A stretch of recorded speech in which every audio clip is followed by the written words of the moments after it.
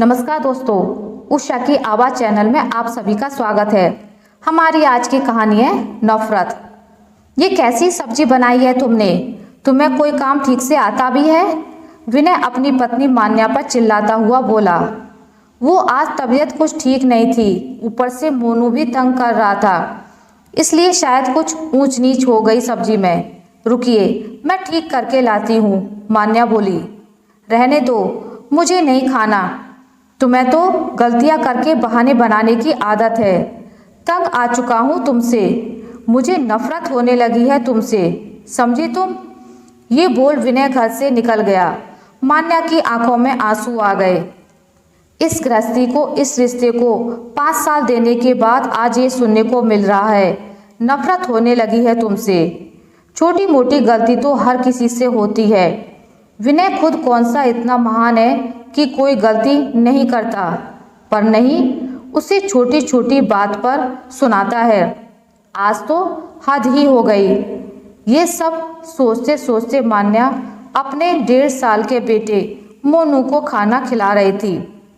विनय ने घर से निकलकर अपने खास दोस्त अतुल को फ़ोन किया और उसके घर जा पहुंचा। अरे, तू रसोई में क्या कर रहा है? भाभी जी कहाँ हैं? अपने दोस्त को रसोई में खाना बनाते देख विनय ने पूछा। आज तेरी भाभी की तबीयत ठीक नहीं है, तो वो आराम कर रही है, अतुल बोला। और तू यहाँ उनकी सेवा कर रहा है? मैंने तो सोचा था यहाँ आकर भाभी जी के हाथ का बढ़िया सा खाना खाऊंगा, क्योंकि मेरी बीवी तो जाहिल औरत है, उसे कुछ काम ही नहीं आता। पर यह नहीं पता था हम दोनों एक ही नाव पर सवार हैं। विनय व्यंग से बोला। खाना तो मैं भी बढ़िया बनाता हूँ, पर तू बोल क्या रहा है? होश में तो है? भाभी जी से तकरार हुई है क्या? अतुल उसकी बात सुन हैरानी से बोला। कुछ नहीं यार, उस औरत से अब तो तकरार करने का भी मन नहीं होता, नफरत सी हो गई है। उसके चेहरे से हर वक्त थकी सी रहती है, जबकि काम ही क्या होते हैं। अब आज की बात ही ले लो, इतना बकवास खाना बनाया कि पूछ मत। हम सारा दिन बाहर खटकर आए और इनसे ठीक से खाना भी नहीं बनता, ऊपर से बच्चे का बहाना बनाने लगती है। विनय ने मानो सारी भड़ास निकाल दी। अरे यार, भाभी जी तो इतना अच्छा खाना बनाती हैं, आज हो गई होगी गलती। आखिर गलती भी तो इंसान के जीवन का हिस्सा है। तू तो ऐसे बोल रहा है जैसे तूने आज तक कोई गलती नहीं की। और अगर तूने गलती नहीं की तो तू इंसान नहीं, भगवान है। अगर गलतियां तुझसे भी होती हैं और तब भी तू खुद से नफरत नहीं कर सकता, तो भाभी जी की या किसी की भी गलती पर तुझे नफरत करने का हक नहीं। यार, हम किसी की छोटी सी गलती पर कितनी आसानी से बोल देते हैं ना। मुझे तुमसे नफरत है। कल को कोई हमें यही शब्द बोले तो? अतुल ने उसे समझाया। हाँ, पर विनय उसकी बात सुनकर कुछ बोलने को हुआ तो अतुल ने उसे चुप कर दिया। अभी तू बैठ, खाना खा, मैं तेरी भाभी और भतीजी को बुलाकर लाता हूँ, अतुल बोला और अंदर चला गया। थोड़ी देर बाद अपनी पत्नी गरिमा और बेटी मनु के साथ वापस आया।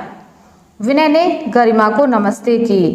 खाने की मेज पर उसने देखा अतुल गरिमा को जबरदस्ती खाना खिला रहा है, साथ साथ मनु को भी अपने हाथ से खिला रहा है। गरिमा को देख विनय को मान्या का चेहरा याद आया। वैसे तो वो हमेशा थकी थकी रहती है, पर आज ज़्यादा ही कुमलाई लग रही थी। पर उसने एक बार भी मान्या की तबीयत की तो पूछी नहीं, ऊपर से इतना गुस्सा और दिखा दिया।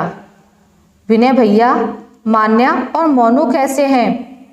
मान्या कैसे घर और बच्चे की देखभाल इतने अच्छे से कर लेती है? घर भी हमेशा चमचमाता है आपका, जबकि मैं तो इस शैतान मनु के साथ ही इतना थक जाती हूँ कि कई बार खाना अतुल को ही बनाना पड़ जाता है।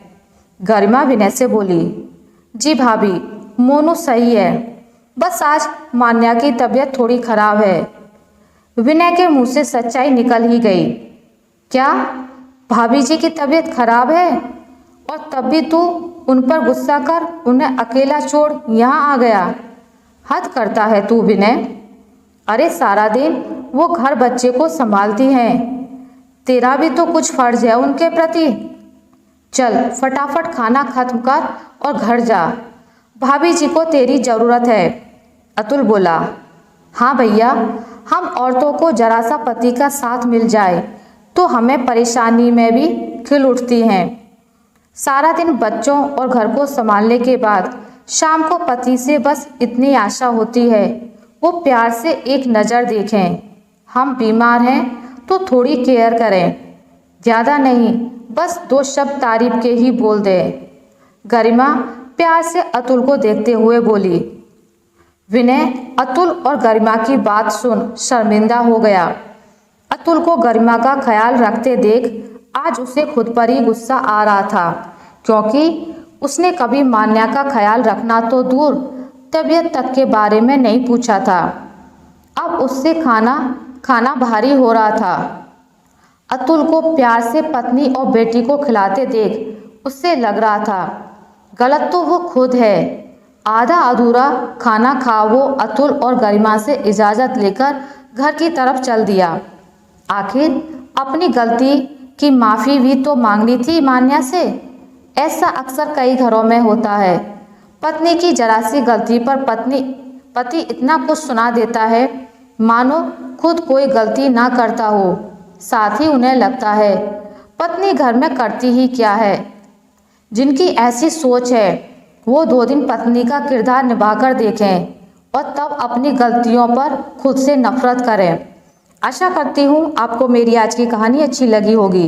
अगर आपको मेरी कहानी अच्छी लगी है तो इसे लाइक करें, ज़्यादा से ज़्यादा शेयर करें और अगर आप मेरे चैनल पर नए हैं तो इसे सब्सक्राइब करना ना भूलें। मिलते हैं एक नई कहानी के साथ, तब तक के लिए नमस्कार।